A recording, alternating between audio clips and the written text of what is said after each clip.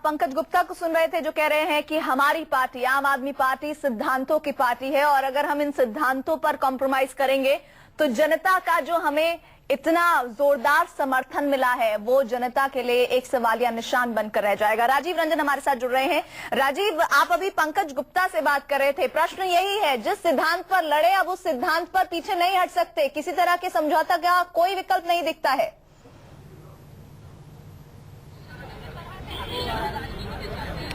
जी बिल्कुल, किसी तरह का समझौता आप पार्टी कर नहीं सकती। उसकी मजबूरी भी है क्योंकि उसको लगता है कि जिस तरह से 28 सीटों पर आप पार्टी ने दिल्ली में झाड़ू लगाया, सिर्फ उसके इसी एटीट्यूड की वजह से उसको सीटें मिली है कि उसने बीजेपी और कांग्रेस से समान दूरी रखी और दोनों को एक ही थाली का चट्टा बट्टा करार दिया। इसलिए आम जनता ने उसे पसंद किया और इतनी भारी संख्या में उसको जन समर्थन मिलने के बाद सीटें मिली है। उसको ये लगता है कि अगर कहीं से भी इसमें कमजोरी दिखाई गई या सत्ता लोलुपता दिखाई गई तो नई नई पार्टी का बंटाधार हो सकता है। इसलिए पार्टी के सारे नेताओं ने सुबह पार्लियामेंट जो उनकी पॉलिटिकल अफेयर्स कमेटी उसकी बैठक में यह तय किया था कि किसी भी सूरत में वो किसी पार्टी से समर्थन लेंगे न देंगे। और दूसरी बात यह है कि आज जो 28 विधायकों को उन्होंने यहाँ पर बुलाया उसमें अपने पार्टी के ऑफिस बियरर्स को भी बुलाया और जो लोग चुनाव हार गए हैं ऐसे उम्मीदवारों को भी बुलाया। तो एक भारी भरकम आप पार्टी की जो बैठक है वो यहाँ दिल्ली में हो रही है और इसमें विधायकों के आने का सिलसिला भी शुरू है। लेकिन प्रीति, बड़ी दिलचस्प बात यह है कि बहुत सारे चुनाव हमने कवर किए, बहुत सारे विधायक दल की बैठक कवर की, लेकिन आप पार्टी जैसी नहीं। जब वहां से सफेद टोपी में मैं आम आदमी हूं की टोपी लगा के लोग यहाँ पर आ रहे हैं तो उनसे पूछना पड़ता है कि आप विधायक हैं या नहीं। उसी में से कोई आदमी कहता है कि जी मैं जीत गया हूं, कोई बोलता है जी मैं हार गया हूं। तो इस तरह की पार्टी है जिसमें पार्टी के कार्यकर्ताओं को भी नहीं पता कि उनका विधायक कौन है। जी राजीव, आप हमारे साथ बने रहिए और इस बीच लगातार अब स्थिति दिल्ली में क्या होगी इसको लेकर दिल्ली के जानकार, संविधान के जानकार क्या राय रखते हैं ये भी जानना बहुत जरूरी है। आइए सुनिए वो क्या कहते हैं कि क्या स्थिति होने वाली है दिल्ली में। मेरी राय में दो विकल्प, एक तो ये कि वो राष्ट्रपति शासन की सिफारिश करें और दोबारा चुनाव हो। दूसरा विकल्प मैं समझता हूँ संविधान में उपलब्ध है, संविधान की धारा 175 में, जिसके अंतर्गत वो एक संदेश भेज सकते हैं सदन को और ये कह सकते हैं कि आप अपना मान्य नेता चुनकर मुझे उसका नाम बताएं। तो अगर कोई भी सरकार बनाए, चाहे आम आदमी पार्टी या फिर बीजेपी, 2/3 मेजॉरिटी चाहिए होगी, उसमें आपको जो दूसरा विरोधी दल है उससे तोड़ना होगा 2/3 जो कैंडिडेट्स हैं उनको, जो कि इतना आसान नहीं होने जा रहा है। ऐसे में राजीव, प्रश्न एक बार फिर से वही कि क्या होने जा रहा है दिल्ली में, लेकिन साथ ही साथ आपने अभी एक बात कहा कि समझौता अगर हुआ तो पार्टी का बंटाधार होगा। जाहिर तौर पर विधानसभा के बाद पड़ाव आगे बढ़ने वाले हैं, लोकसभा की तरफ रुख करने वाली है पार्टी और ऐसे में उसकी साख बहुत जरूरी है कायम रखना।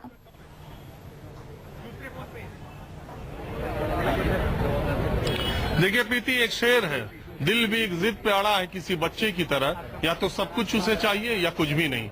आप पार्टी को दिल्ली की सत्ता चाहिए या कुछ भी नहीं चाहिए, उन्होंने तय कर रखा है और ऐसा लगता है कि वो किसी समझौते की राजनीति में विश्वास नहीं करते। और इसकी वजह यह है कि पहला चुनाव है, 1 साल के भीतर जो चुनाव उन्होंने लड़ा है, जैसी सफलता उनको मिली है, तो अब वो बड़े फलक पे, राष्ट्रीय फलक पे लोकसभा चुनाव के बारे में भी सोचने लगे हैं। दूसरे जो हिंदी भाषी क्षेत्र हैं, जो हिंदी भाषी राज्य हैं, जहां करप्शन बहुत बड़ा मुद्दा बना है कुछ राज्यों में जैसे उत्तर प्रदेश में, अब वो उन राज्यों की तरफ देखने लगे। उनको लगता है कि ये प्रयोग जो दिल्ली में सफल हुआ है और उसकी उर्वरक भूमि उत्तर प्रदेश और हरियाणा जैसे राज्य भी हो सकते हैं। तो अब इनकी निगाहें निश्चित तौर पर एक बड़े फलक, बड़े आसमान को देख रही हैं। तो मुझे नहीं लगता कि दिल्ली में कोई सूरत ऐसी बन रही है कि कोई सरकार बनेगी दोबारा चुनाव के बहाने पर। जिस फलक की आप बात कर रहे हैं उसमें आम आदमी पार्टी के लिए मौजूदा स्वरूप में संभावनाएं बहुत ज्यादा है। राजीव, हम एक बार फिर से कुंदन का रुख करना चाहेंगे। कुंदन, हम चाहेंगे कि एक बार फिर से कॉन्स्टिट्यूशनल क्लब की आप तस्वीरें दिखाएं, वहां किस तरह की गहमा गहमी है, जश्न हो रहा है तो क्या हो रहा है।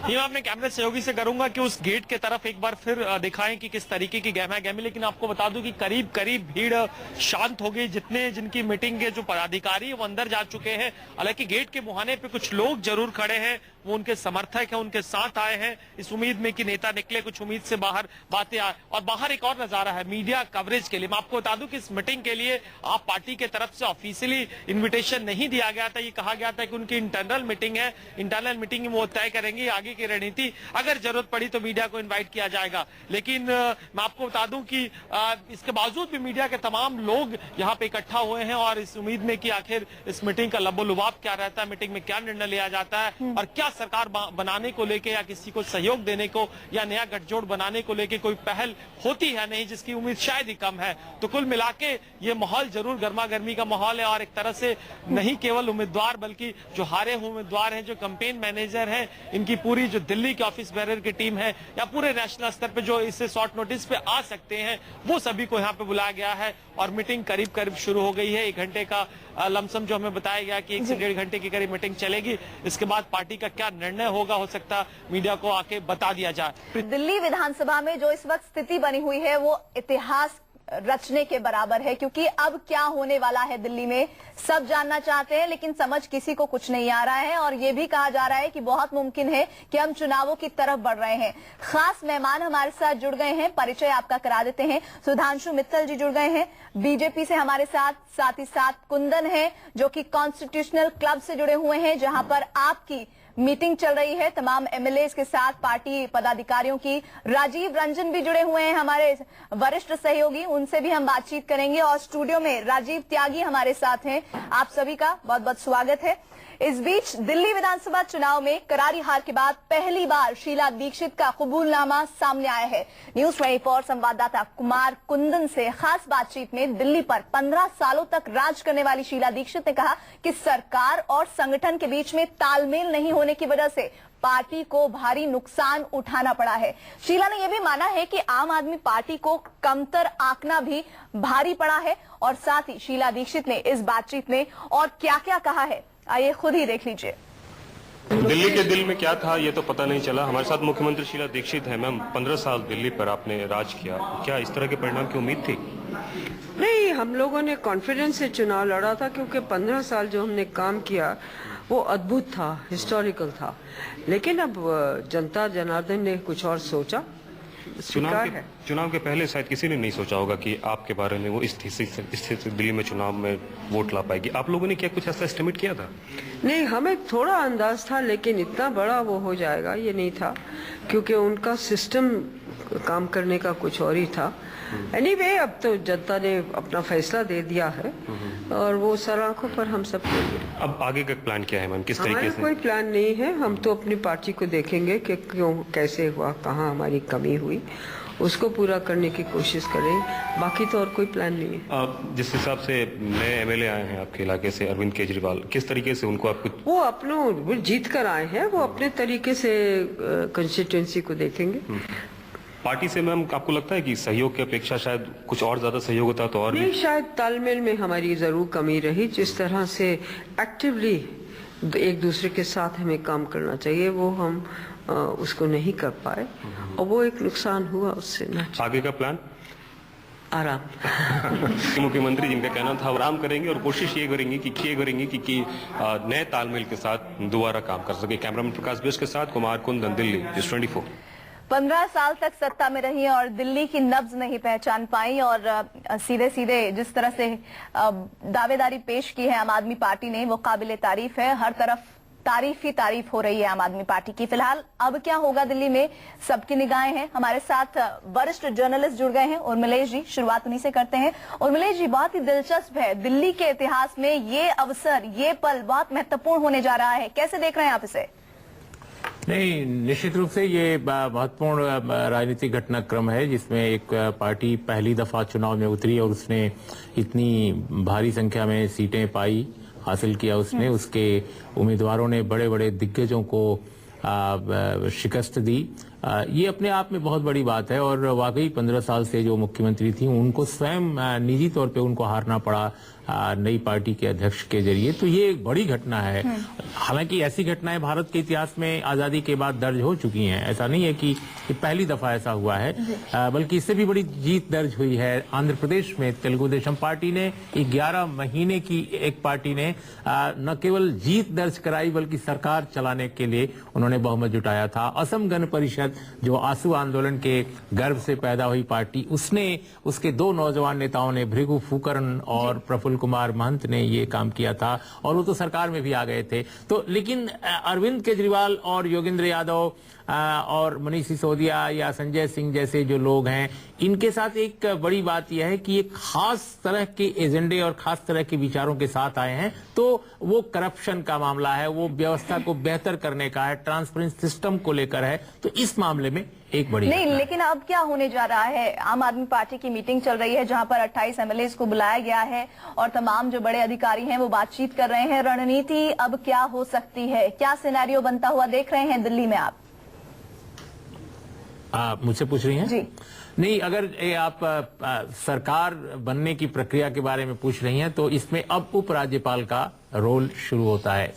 अगर भारतीय जनता पार्टी जो सिंगल लार्जेस्ट पार्टी है चुनाव के बाद, अगर वो स्वयं दावा पेश नहीं करती है सरकार बनाने का, तो उपराज्यपाल का कार्यालय चाहेगा तो वो सबको आमंत्रण दे सकता है बारी बारी से। और ऐसा भारत के संविधान की जो मूल भावना है सरकार गठन की प्रक्रिया को लेकर, उसकी रोशनी में ऐसा हो सकता है। उपराज्यपाल पहले सिंगल लार्जेस्ट पार्टी को बुलाएंगे, अगर वो तैयार होते हैं सरकार बनाने के लिए तो वो सरकार बना सकते हैं। अगर वो अपनी कहते हैं कि हम नहीं बना पाएंगे तो वो फिर आजमा सकते हैं उपराज्यपाल, दूसरे किसी सिंगल जो सेकंड लार्जेस्ट पार्टी होगी उसको बुला सकते हैं। फिर वो अगर दूसरा भी नहीं तो तीसरा। इस तरह की प्रक्रिया चलती रही है। हालांकि एक एक चीजों के लिए नियम संविधान में नहीं है, लेकिन संविधान सरकार गठन के बारे में जो बताता है, उर्मिलेश जी, सिंगल लार्जेस्ट पार्टी के हमारे साथ सुधांशु मित्तल साहब जुड़े हुए हैं। सुधांशु जी, आप सिंगल लार्जेस्ट पार्टी हैं, कल तक बोल रहे थे कि हम सरकार बनाएंगे, लेकिन जिस तरह का सिनेरियो रहा, आज सुबह से ही आप ही से जुड़े तमाम जो नेता हैं वो ये कह रहे हैं कि हम विपक्ष में बैठना ही, इनफैक्ट हर्षवर्धन जी ने कह दिया कि हम विपक्ष की भूमिका निभाएंगे। फिलहाल क्या स्टैंड है बीजेपी का? ऐसा है, जब तक कि सारे परिणाम नहीं आए थे तब तक भाजपा को ये उम्मीद थी कि हम लोग जो है आधे 35-36 तक आ जाएंगे और स्वाभाविक तौर से सरकार बनाएंगे। इसीलिए सारा नेतृत्व जो है सरकार बनाने की बात कर रहा था जी। लेकिन जब सारे परिणाम आ गए और देखा कि हमारा जो जनादेश है वो खंडित जनादेश है, वो पूर्णतः हमें सरकार बनाने का जनादेश नहीं मिला है, तो ऐसे में संगठन ने यही निर्णय लिया कि हमें नैतिक पक्ष अपने साथ हमेशा रखना है। हमें कोई ऐसी चीज नहीं करनी है जिससे न्याय पक्ष और नैतिकता हमसे दूर हो। हमें किसी प्रकार का दल बदलू प्रयास नहीं करना चाहिए। हमें किसी तरह का ऐसा कोई गठजोड़ नहीं करना चाहिए जिससे हमारी राजनीति में विश्वसनीयता। सुधांशु जी, ये आदर्श स्थिति की बात तो आप कह रहे हैं, लेकिन बीजेपी के ही कुछ नेता हैं जो पिछले गेट से लगातार आम आदमी पार्टी के नेताओं से संपर्क कर रहे थे। आप भी जानते हैं, हम भी जानते हैं, भले ही आप इस बात को ऑन कैमरा स्वीकार न करें। ये बिल्कुल गलत। देखिए, एक सेकंड, नहीं, ये बिल्कुल झूठ बात है।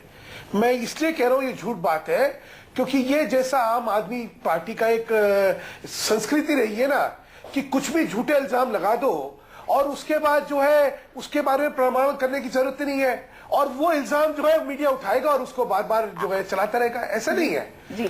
पिछले एक डिबेट में जब ये कुमार विश्वास ने कहा तो मैंने उस समय उनको इसका चुनौती दी। मैंने कहा अगर आपके पास ये प्रमाण है कि हमारे बड़े नेताओं ने किसी ने ये कोशिश करी है तो जनता के सामने दिखाइए। बोले नहीं, पहले आपके राष्ट्र अध्यक्ष जो है वो वचन दे कि वो उसके खिलाफ कार्रवाई करेंगे। मैंने कमाल है, जब आपके खिलाफ सिंह हुआ था जी, आप तो कुछ